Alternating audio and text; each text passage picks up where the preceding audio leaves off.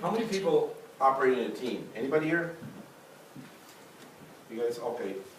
After some features that you guys would really benefit you guys, I'll talk after the class. In transaction debts.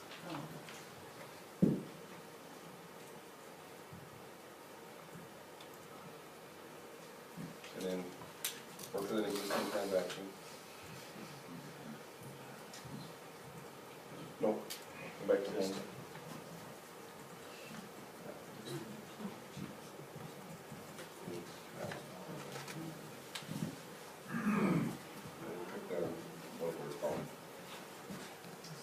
Okay, now one of the things is over here in the documents. Go ahead and click on edit where it says documents. Now, in the pretend world, we've filled all our documents out. We have just what we want over there. Now we're over here. I think they call this, is it doc box? I call it the documents.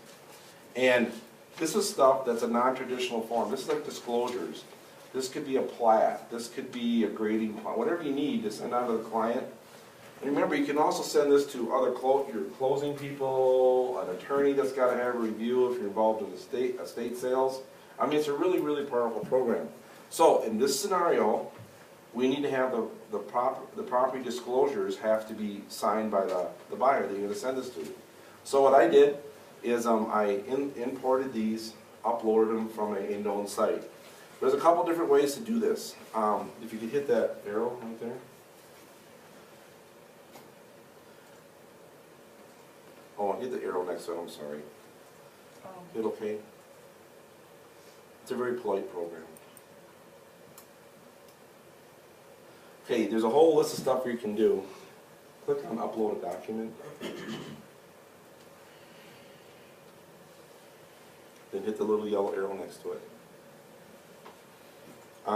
Here, we're going to upload supposedly the disclosures. So under name, Cindy, type in property disclosures. See, it knows what you're thinking already. And then type is select, hit the arrow and select disclosures. Hey, could you hit that down arrow just a minute? See all these different types? If you use them and you follow what it says, they'll actually insert them into your document if there's a field for them. Like mortgage, offer, personal property, and then, I mean, if you want to use it that way, you can. It'll insert it into the right place. That's fine. Go ahead, click on this, just click off to the side. Okay, description if you want to give it a more detailed response, then hit the add button.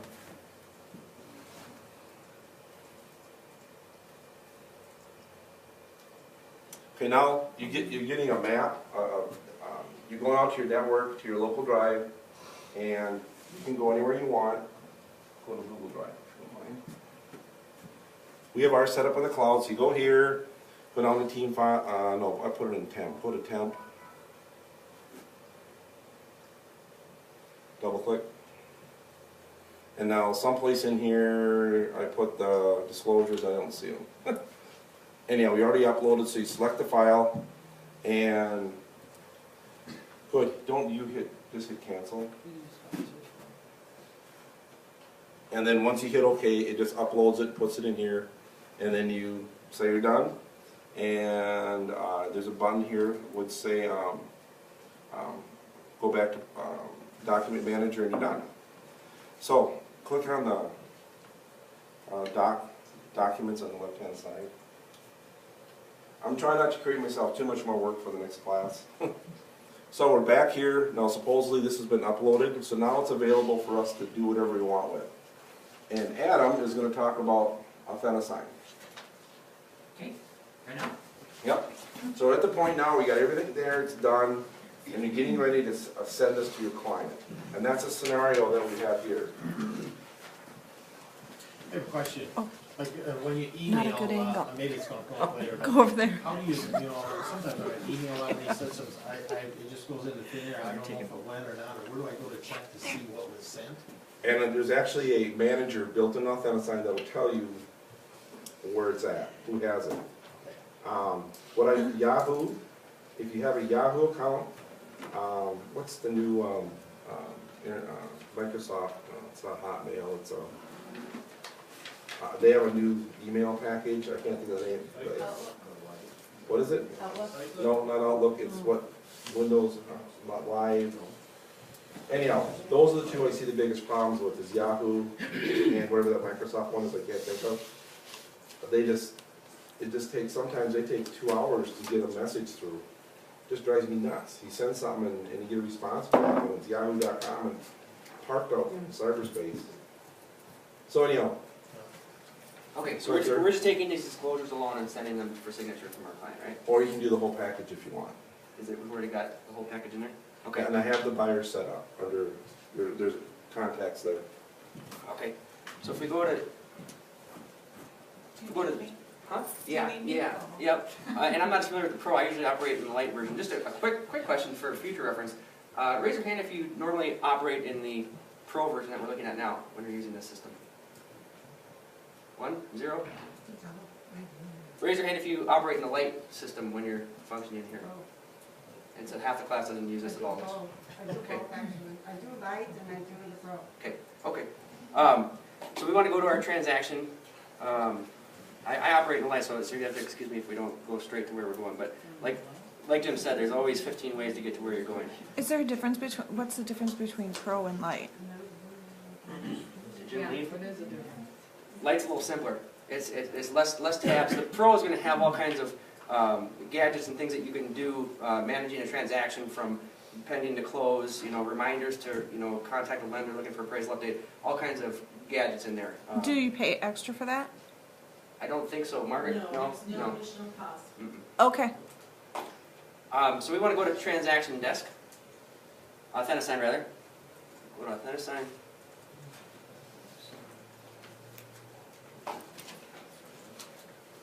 Yeah, this doesn't look like. Between functioning in the Pro version and then this, I think he's on Chrome, this looks completely different to me, so again you have to bear with me for just a minute, but... I use light too, so I'm not familiar with this part either. Yeah, this looks strange. So if you start in Pro, can you switch to Light? Can you go back and forth with one? You can toggle between, yeah, and your transactions will follow Okay. back and forth. So this must be separate transactions that Jim's created, so we're going to use this one. So let's click on that and see what happens. Good old Billy Bob. This looks so foreign to me. Between Chrome and, I think it's the Chrome thing that, If like, you want that to switch to IE. makes it look different. Well, I think we'll get there. We'll just poke around a little bit.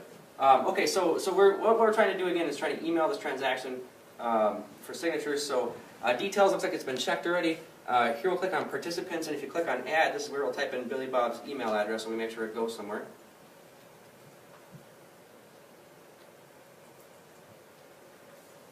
There we go. Now this is what it's called, but I don't think we haven't added Billy Bob as a contact yet, right? No. So we'll click on add a new participant. And here's where we'll type in name, email, role. Obviously the red things are essential. So remote signer is pretty much what it's always going to be. Reviewer if you wanted an attorney or somebody to review the contract, but for the most part you're going to be using remote signer. So we'll put Billy Bob in there.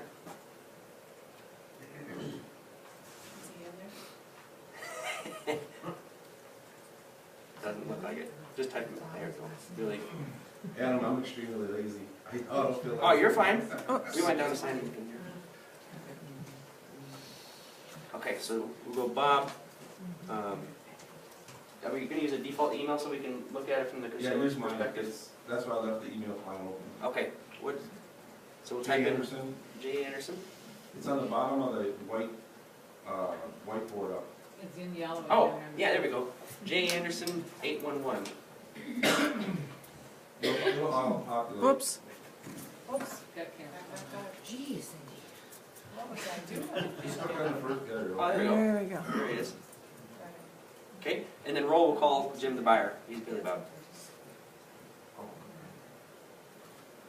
Okay, so that should be sufficient. So you've got his information. He's ready to send. So we'll click on add. I had a question. How come you have to have like a pin signing? What is that for? Security. if there's a reason, maybe you're in a public site, or you have, maybe you have 2 or 3 people using the same email address. Recently I had a transaction where the whole family shared one email address up in God's country someplace by wherever, Brainerd or some mud hole up there. Just for security, I had a pin. Because they were sitting at the local Starbucks.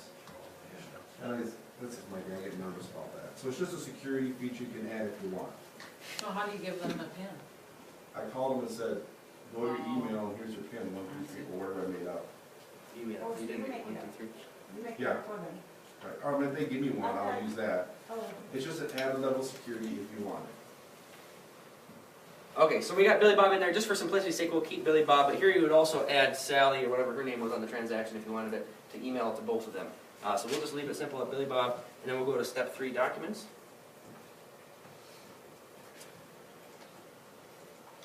Select from form, wait a minute.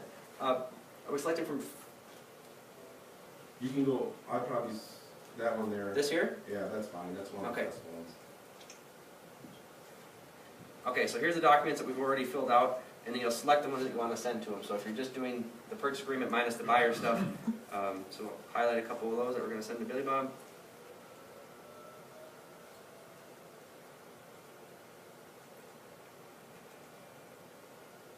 Okay, then add.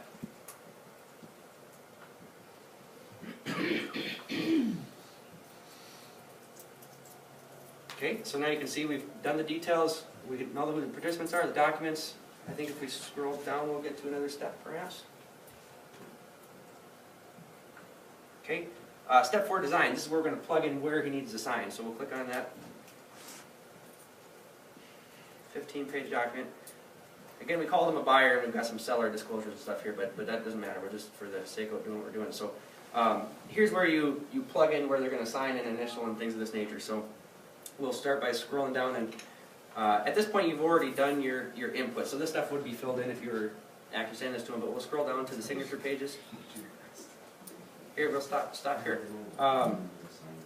So here you'll drag and drop. So up here, if we had added Sally, you'll have Billy, Bob, and Sally in blue, and you can select whose name you want to do. So when you're going through to send contracts off for signature, you'll need to click on Bob, highlight Bob, and then you drag and drop Bob into the seller thing or the buyer thing, and then you would click on Sally and drag her name in. So you have to go up here and toggle between who's signing stuff so that, so we'll just, we click on, Billy Bob's already highlighted. I think if we click on this drag and drop,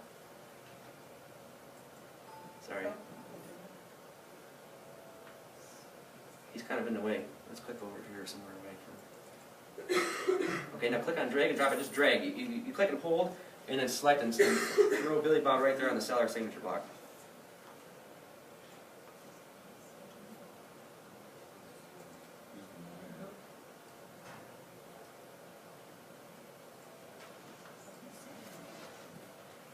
No.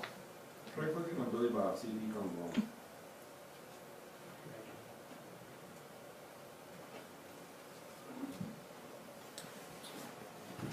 This isn't working so well.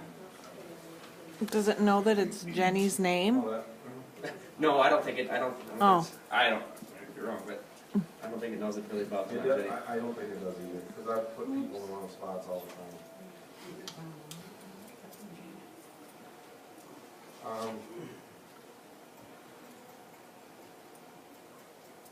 See the maybe the pop-up blocker is blocking. Oh, why isn't it? I wonder. You don't need to put the date in there? You can type it in after, right?